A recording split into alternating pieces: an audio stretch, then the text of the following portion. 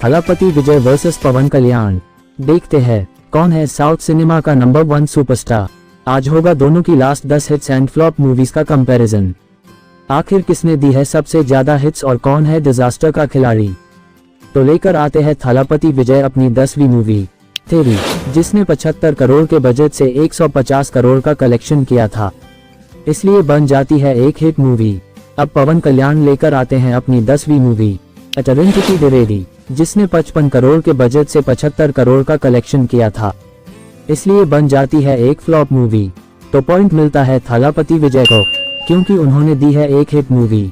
लेकिन फिर थलापति विजय लेकर आते हैं अपनी 9वीं मूवी भैरवा, जिसने 60 करोड़ के बजट से 110 करोड़ का कलेक्शन किया, इसलिए बन जाती है एक हिट मूवी।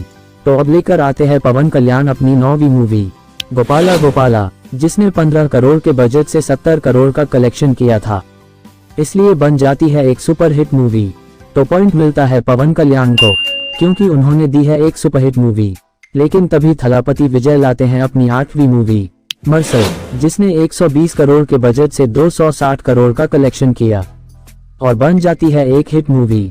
तो वहीं दूसरी तरफ पवन कल्याण की आती है 8वीं मूवी सरदार गब्बर सिंह, जिसने 75 करोड़ के बजट से 85 करोड़ का कलेक्शन किया और बन जाती है एक एवरेज मूवी। तो पॉइंट मिलता है थलापति विजय को, क्योंकि उन्होंने दी है एक हिट मूवी। अब थलापति विजय लेकर आते हैं अपनी 7वीं मूवी सरकार, जिसका बजट था 120 करोड़ और कलेक्शन था 255 करोड़, इसलिए बन जाती है एक हिट मूवी। तो अब लेकर आते हैं पवन कल्याण अपनी 7वीं मूवी कटमारा यदु, जिसका बजट था 35 करोड़ और कलेक्शन था 100 करोड़ और बन जाती है एक सुपरहिट मूवी। तो पॉइंट मिलता है पवन कल्याण को, क्योंकि उन्होंने दी है एक सुपरहिट मूवी। लेकिन फिर थलापति विजय लेकर आते हैं अपनी 6 नंबर मूवी बिगी, जिसका बजट था 180 करोड़ और कलेक्शन था 305 करोड़ और बन जाती है एक सुपरहिट मूवी। तो वही दूसरी तरफ पवन कल्याण लेकर आते हैं अपनी 6 नंबर मूवी अज्ञातवासी, जिसका बजट था 70 करोड़ और कलेक्शन था 125 करोड़ और बन जाती है एक हिट मूवी। तो पॉइंट मिलता है थलापति विजय को, क्योंकि उन्होंने दी है एक सुपरहिट मूवी। अब थलापति विजय लेकर आते हैं अपनी 5वीं मूवी मास्टर, जिसने 130 करोड़ के बजट से 245 करोड़ का कलेक्शन किया, इसलिए बन जाती है एक सुपरहिट मूवी। तो अब लेकर आते हैं पवन कल्याण अपनी 5वीं मूवी वकील साहब, जिसने 80 करोड़ के बजट से 140 करोड़ का कलेक्शन किया और बन जाती है एक हिट मूवी। तो पॉइंट मिलता है थलापति विजय को, क्योंकि उन्होंने दी है एक सुपरहिट मूवी।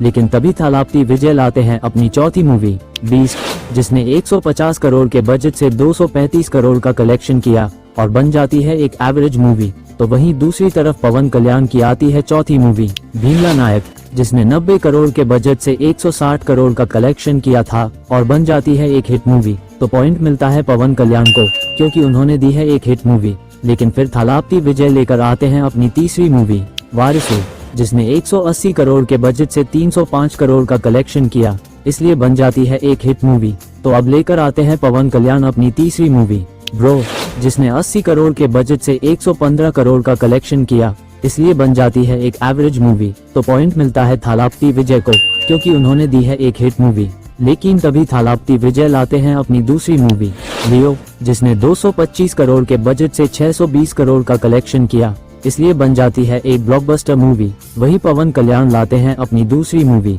हरिहर वीरामलु, जिसने 250 करोड़ के बजट से 120 करोड़ का कलेक्शन किया और बन जाती है एक फ्लॉप मूवी। तो पॉइंट मिलता है थलापति विजय को, क्योंकि उन्होंने दी है एक ब्लॉकबस्टर मूवी। लेकिन फिर थलापति विजय लेकर आते हैं अपनी पहली movie the greatest of all time, जिसका बजट था 350 करोड़ और कलेक्शन था 460 करोड़ और बन जाती है एक हिट मूवी। तो फिर पवन कल्याण लेकर आते हैं अपनी पहली मूवी दे कॉल हिम ओजी, जिसका बजट था करोड़ और कलेक्शन था करोड़ और बन जाती है एक एवरेज मूवी। तो पॉइंट मिलता है थलापति विजय को, क्योंकि उन्होंने दी है एक हिट मूवी। ज्यादा पॉइंट होने के वजह से विनर है थलापति विजय।